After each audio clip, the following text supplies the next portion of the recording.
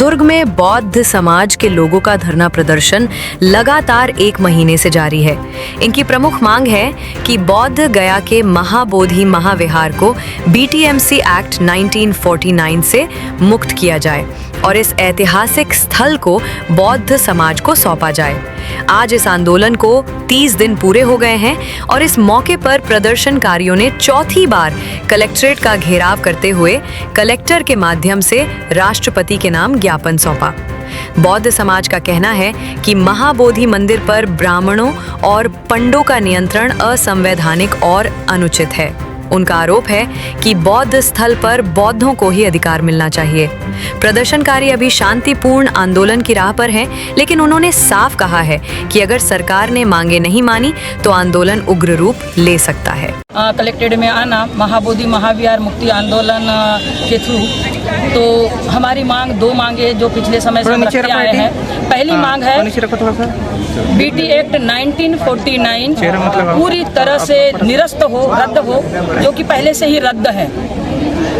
दूसरा, महाबोधि महाविहार जो है पूरी तरह से गैर बौद्धों से मुक्त हो। ये 2 मांगों को लेकर के हम अभी यहाँ आए हैं। जैसा कि तय था कि 1 महीने का धरना प्रदर्शन करेंगे, तो ये आज 31 को हमारा धरना प्रदर्शन जो है पूरा माह का हो गया है।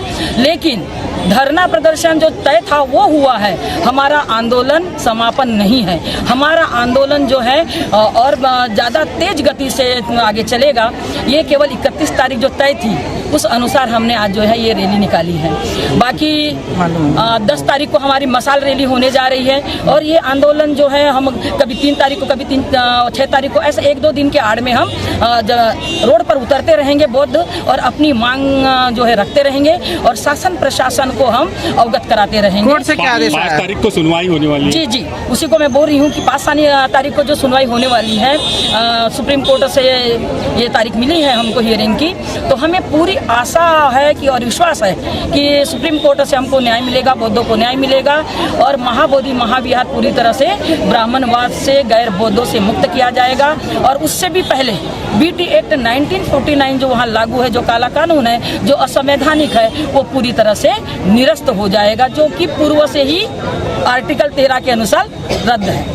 ठीक, आपका परिचय बताएंगे? मैं भिकुनी खेमा उर्फ Savita Bauddh Sankalpi all India Buddhist forum Chhattisgarh की प्रदेश अध्यक्ष हूँ। और ये धरना प्रदर्शन जो है SSS यानी समता सुरक्षा सेना के संरक्षण में और पूरे बौद्ध समाज जो है दुर्ग, भिलाई, चरोदा, कुमारी का सारे संगठनों के सहयोग से चल रहा है और ये आगे भी चलता रहेगा तब तक जब तक कि हमारी 2 मांगे पूरी नहीं हो। प्रदर्शन आप लोग कर रहे हैं बीटीएमसी एक्ट, वो क्या है, जरा सरल भाषा में समझाएं, जिसको आप लोग निरस्त करने की मांग कर रहे हैं। एक्चुअली बीटीएमसी एक्ट बौद्ध टेम्पल मैनेजमेंट कमेटी एक्ट 1949 जो कि काला कानून है। साथियों, मेरे बात पर आप ध्यान दीजिएगा, मैं काला कानून इसलिए कह रहा हूँ कि बीटीएमसी एक्ट 1949 में 4 बौद्धिस्ट, 4 गैर बौद्धिस्ट और एक जो है वहाँ का डीएम होगा, मतलब कलेक्टर होगा। ठीक है, इतिहास है संविधान लगने के बाद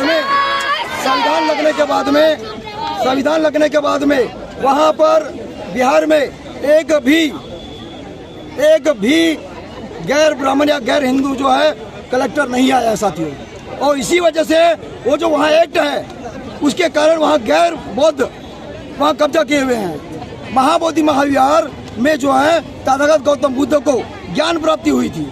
और दूसरी बात, वो वर्ल्ड हेरिटेज सेंटर भी है, विश्व की धरोहर है वो।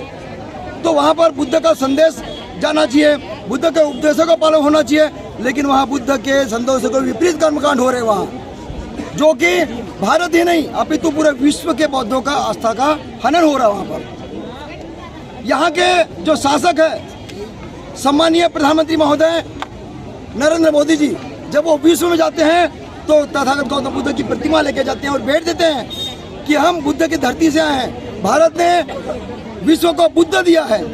लेकिन यहाँ आते ही जो है वो अपनी बात भूल जाते हैं और भारत में हमें बुद्ध को खोजना पड़ रहा है। मेरी आपके माध्यम से यह भारत सरकार को करबद्ध अपील है, महामहिम राष्ट्रपति महोदय को मेरी करबद्ध अपील है, सुप्रीम कोर्ट को मेरी अपील है कि बौद्धों के साथ न्याय करे। बीटीएमसी एक्ट 1949 जो कि काला कानून है उसको तत्काल निरस्त करे और वहाँ का प्रबंध संचालन पूर्ण रूप से बौद्धों को दे। और मैं आपके माध्यम से बताना चाहूँगा, यदि बौद्धों की मांग पूरी नहीं होती है तो यह शांतिपूर्ण है। न केवल भारत अपितु विश्व का बौद्ध संगठन बहुत ज़्यादा उद्वेजित होगा, बहुत ज़्यादा उत्तेजित होगा, और अब लड़ाई जो होगी वो रोड की होगी।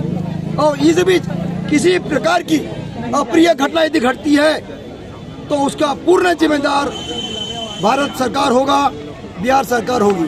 ठीक है, आपका परिचय बताएं। मैं डॉक्टर अरविंद चौधरी, प्रदेश अध्यक्ष समता सुरक्षा सेना छत्तीसगढ़ और प्रदेश सलाहकार दीप बुद्धिस्ट फोरम इंडिया शाखा छत्तीसगढ़।